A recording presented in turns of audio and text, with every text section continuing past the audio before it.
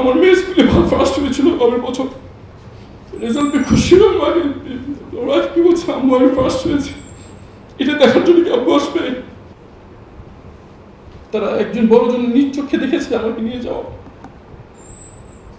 এরপর থেকে তারা যখনই পুলিশ দেখতো ওর মাকে জিজ্ঞেস করতো, আম্মু এই লোকটা কি বলতে পারবো আমার বাবা কোথায়? এরকম একটা লোক তোমার বাবাকে নিয়ে গেছে, তাই না? একটু বলতে পারবে বাবা কোথায়? যখন শেষ সাক্ষাতের জন্য আমার পিতার কাছে যেখানে যায়, তখন আমার দাদাকে দেখতাম, দাদাকে জিজ্ঞেস করছো, দাদা ভাই আব্বু কি তোমার এখানে আছে? বাবা কি তোমার এখানে আছে?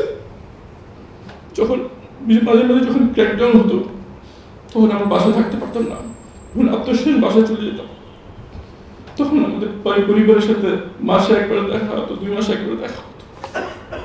বাচ্চাদেরকে নিয়ে আসতাম, বাচ্চাদেরকে আগে বলতাম না যে ওখানে বাবা আছে।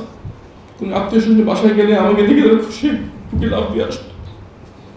আমার ঘুমার পর যখন কোনো আত্মীয় বাসায় যেত, যে মাকে জিজ্ঞেস করতো, আম্মু বাবা কি খেলে আসবে? বাবা আসতো না, মায়ের কাছে উত্তর থাকতো না, এই কথা তো বলা হয় না। আমার মেয়ে স্কুলে ভালো ফার্স্ট হয়েছিল পরের বছর, রেজাল্টে খুশি ছিলাম। ওরা কি বলছে, আম্মু আমি ফার্স্ট হয়েছি, এটা দেখার জন্য কি আব্বু আসবে? এটা দেখার জন্য কি বাবা আসবে? আমার স্ত্রীর কাছে উত্তর ছিল না। আমার ছোট মেয়ের অ্যাক্সিডেন্ট হয়ে গেলে বড় কেটে গেল, 7টা সেলাই দিতে হলো, প্রচন্ড কষ্টে সে কাতরাচ্ছে, বলছে আমার 7টা সেলাই দিয়েছে তোর হাতে, এখন কি আব্বু আসবে? এখন কি বাবা আসবে? এই উত্তর আমাদের ফ্যামিলি। আমার মেয়ে যখন যায় তখন সে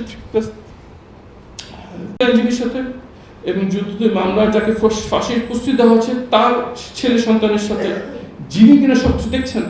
সরকারের নলেজে ছিল যে আমি আমার পিতার মামলা পরিচালনা করছি, সরকারের নলেজে ছিল যে আমার পিতার জেলের সবকিছু আমি দেখছি, আমার সরকারের নলেজে ছিল যে এই মুহূর্তে একমাত্র ছেলে আমি ছিলাম, কারণ আমার আরেক ভাইকে জেল, জুলুম এবং মামলার জন্য দেশ ত্যাগ করতে হয়েছে আরো আগে। সব জানা সত্ত্বেও তারা আমার সাথে এই কাজটা করলো।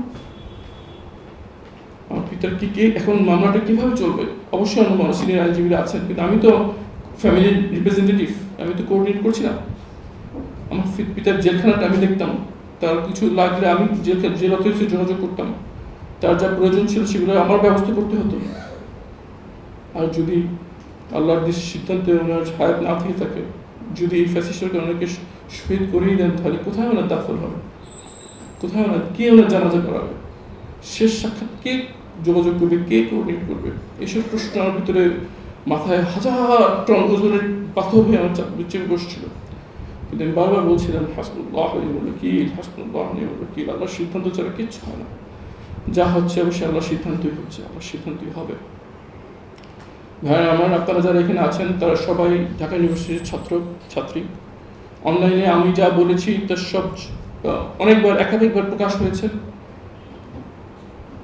আমি শিওর যে আমরা যারা এখানে আগ্রহ করে এত ব্যস্ত শিডিউলের মধ্যে ঢাকা ইউনিভার্সিটি যারা আছেন তাদের আপনাদের অনেক ব্যস্ত সময়টা হাতে, পড়াশোনা অনেক চাপ, এই কষ্ট করে যারা এসেছেন নিশ্চয়ই আপনারা অনেকেই এটা দেখেছেন। সুতরাং আমার ভিতরে যে দীর্ঘ অভিজ্ঞতা, যেটা আমি একাধিক প্ল্যাটফর্মে একাধিকবার বলেছি, সেটা এই মুহূর্তে আমি রিপিট না করি।